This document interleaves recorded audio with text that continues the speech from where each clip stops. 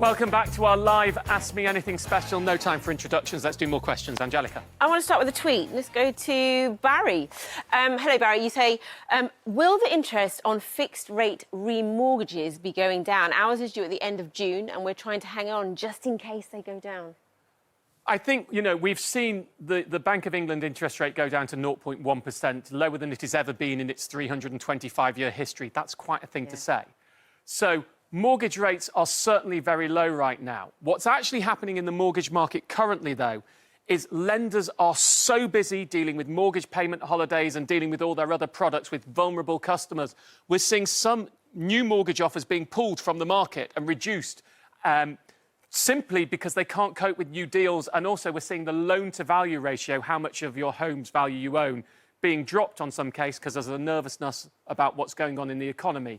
So while you would expect them to drop, I'm not sure how much room they've got. The huge uncertainty means we might see rates go down, but availability is likely going down too. So it's a balance. I would need a crystal ball to give you a firm answer. It is a complicated scenario. OK, let's go to the phone. Sure. Hanny is there from Leicester. Hi, Hanny. You've got a question on redundancy pay, haven't you? I do, yes. Hi, Martin. Hi, Hello. Angelica.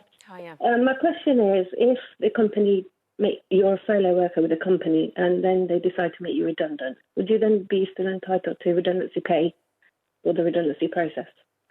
Now, that's a very interesting question. So I've been following the furlough laws. I don't normally cover the redundancy element because that's a work right ones. My concept would be you're still employed, so you would have contiguity of employment and you would get your redundancy pay. But I always have some experts on standby in case I get one a bit tricky that's off my subject. And we've got Nadia, who's an employment lawyer. Hello, Nadia. Can you answer that question instead of me? Hey. Absolutely, thanks. Hanny, yes, absolutely, you would be entitled to receive redundancy payment so long as you've got at least 2 years of continuous service with your employer. So furlough doesn't change your employment rights at all to go through a fair redundancy process and receive redundancy pay. And what you would get here is made up of 3 elements. Firstly, you'd be entitled to a week's pay for each year that you've been employed, or a week and a half's pay if you're aged over 41. That's a statutory right. Secondly, if you're employed by a more generous employer, you'll get an enhanced right under your contract. And thirdly, you'll be entitled to a period of paid notice. If you had a contractual right to an enhanced redundancy, because of the situation at the moment, could they remove that? That in itself would require a change to the contract, so they would need to get your consent for that, which they might seek to do individually or on a collective basis. But that is not, that's not a simple thing to do normally. Hanny, have you been with the firm for more than 2 years? Yes, I have. How long? Oh, 9 years. OK, so thank you for Nadia there. You do have redundancy rights, but I hope it never comes in. This could get better, you know. It's meant to be short term. We could bounce back. The whole idea of the furlough is that they can kickstart employees back into their normal lives once we all get out there and the economy restarts. Get the defibrillators on the economy and we all start going again. That's the idea behind the furlough. So fingers crossed, that's the most pointless question you've ever asked because it won't happen to you. Right. Need to knows? Yes. Next need to knows. Where are we going? OK, first one. Been working on this one. It's a nice little tip here. If you are an employee required to work at home and you've had extra expenses, heating, energy on the back of that, which, of course, right now, lots of you are required to work at home, millions, because of coronavirus and offices being shut. Your employer is allowed to pay you £6 a month, tax-free. Now, that £6 is from the new tax year. On Monday, it's currently £4. I'll go with a £6 figure. Now, they can do that, but asking your employer for extra money at the moment is probably not the best idea for most firms. So instead, you can claim a £6 allowance from HMRC, which works out for a basic rate taxpayer, you'd gain £1.20 a week, for a high rate taxpayer, £2.40 a week. To do this, you need to fill in your P87 form, but you want to fill this in once you go back to work. So it's just one to be aware of. Now, the reason for the £6 flat rate is that's the amount at which you don't need to prove it. You don't need receipts. You can get that flat rate. If you want to claim more, you're going to need to prove how much it costs you, give them all the receipts and apportion it, which is more complex. So that's just a little bit of a tidbit there. Let's move on to my next tip. Here we go. Student maintenance. Lots of people asking me about this. Will it be paid as normal? So the key question, for example, would be you live away from home, so you get the higher living away from home grant. Due to coronavirus, you'll be living at home next term. What will you get? Not grant, loan, I should say. Apologies.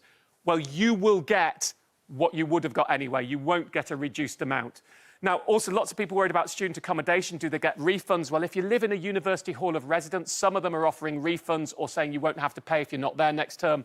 If you live in any other accommodation, even if it's student accommodation not linked to the university, you are just a private renter, I'm afraid. Students don't have special rights, which means you can't be evicted for the next 3 months, and your landlord could get a mortgage holiday if you can't pay, but there is nothing specifically saying you don't have to pay because you're a student.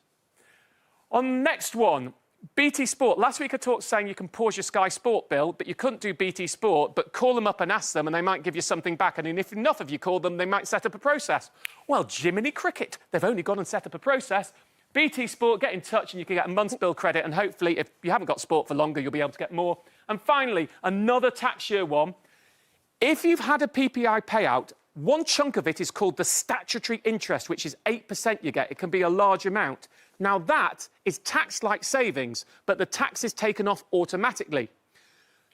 So, if you got that in 2015-16 and you were a non-taxpayer, so you shouldn't have paid tax, you can reclaim the tax. For every year after, and that's urgent, it has to be done by Sunday. For every year after that, if you had a PPI payout in that year, well, most of you have a £1,000 personal savings allowance, the amount you can earn without paying tax on your interest. If you're not using that up, your PPI statutory interest counts for it. You can reclaim it. Lots of you will be worth hundreds or thousands of pounds. Go reclaim it. You'll be able to go and do a search online to find the information. Every penny counts right now, and a grand would certainly be helpful. Those are great tips. OK, email from Alan in Glasgow. I've been self-employed for the past 10 years and my wife is part-time. We both have no money coming in and savings are low. What options do I have? And do you have to pay back UC? Yeah, universal credit. OK, so look, if you're self-employed, you may be able to get that self-employed income support scheme. Depends whether you qualify and what your earnings are, but that will be paid in June, so short-term cash flow. Firstly, you do not need to pay back universal credit.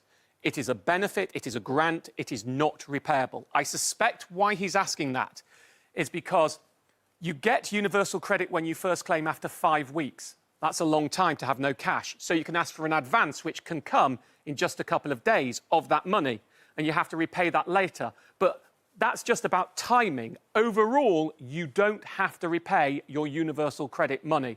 Now, in the last 2 weeks, 1 million people have claimed. That's nearly 10 times the amount that normally do. It's nearly 1 million people. Their systems are absolutely swamped. You'll be on hold for a long time to get to on the online process, and then they will try and call you, but they may take time. Now, be patient. I know for those of you with mental health issues, it's an absolute nightmare. Often it's difficult enough to call essential service providers, never mind when it's absolutely busy. But try and be patient if you possibly can. You will get there. And one quick favour, the staff working on that at for the Department of Work and Pensions, they're swamped, so don't take it out on them. They're trying to get through as much as possible and recruit as many people as soon as they can. Forbearance, both ways at the moment. Good luck. OK, I'm going to do a question here from Letitia. Yes. OK.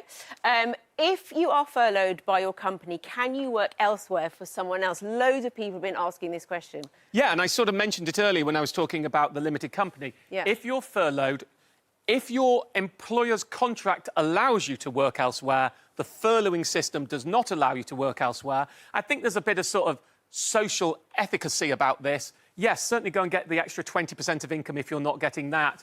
But, you know, we have to be careful that there are many people with no jobs who we may be depriving a job if those who are being furloughed and already paid get another job. So factor that into your equation. Do what you think is right to do.